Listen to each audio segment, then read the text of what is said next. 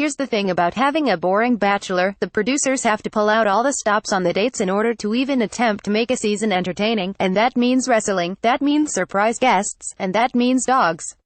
And even with all that, you'll probably find yourself thinking, But here we are anyway, 3 weeks into Aries' journey and still only vaguely interested.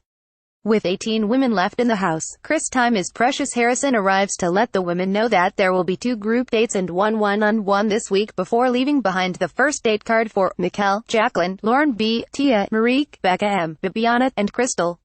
And with that, I'd like to introduce you all to the gorgeous loss of The Bachelor, or glob.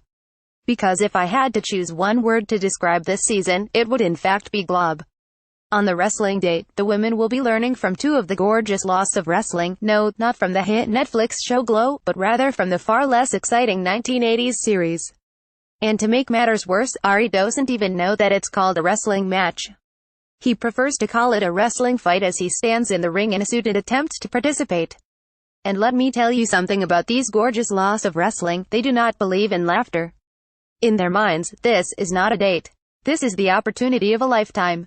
The women get to learn from Little Egypt herself, and she will not have them goofing off. Instead, she's going to insult Bibiana's mother for naming her child after a bib, and she's going to get her fellow wrestler to pull Tia's hair until she gets angry. But instead, Tia and Bibiana go cry together in a corner. So remember last week when I said Becca's shopping excursion was a terrible date? This one is way worse. Fun is literally not allowed, but you also can't take things the other direction and hit these mean women. Instead, you have to put on a fake smile and fake punch them. But of course Becca M is into it. For tonight's show, she's going to be a kitten. Fun fact, she thinks she looks like Catwoman when really, she looks like an 8-year-old who's about to go trick-or-treating. As the women dress up for the main event, it's Ari who's the first one in the ring, still wearing a suit because he truly doesn't have a clue what's going on. His opponent, pretty boy pitbull Kenny King. Remember Kenny from Rachel's season? Me too. Excited to see him again, sure.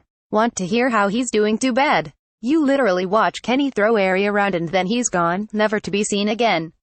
Then it's the women's turn to enter the ring, and I've gotta say, this feels like a giant step back for womankind. The only highlight, Tia yelling "I'm too pretty for this," and ultimately defeating Bibiana. That night, Ari takes the women to an Airstream park, where Crystal steals him away so he can tell her why she was today and she can whisper sweet, drawn-out syllables into his ear. She asks if he prefers for her to be aggressive, and he is all, "Just be you." If she needs attention, he gives her permission to come get it. Speaking of attention, Crystal's time is interrupted.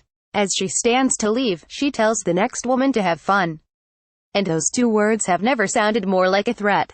While Bibiana complains about Crystal being too aggressive, Tia gets some one-on-one time with Ari where he admits that he expected her to rock today, so when he saw that she was upset about the old woman screaming at her and pulling her hair, he thought, that's interesting. Great thought, dude. But the good news is that her being upset allowed Ari to comfort her, which apparently makes him feel like a man.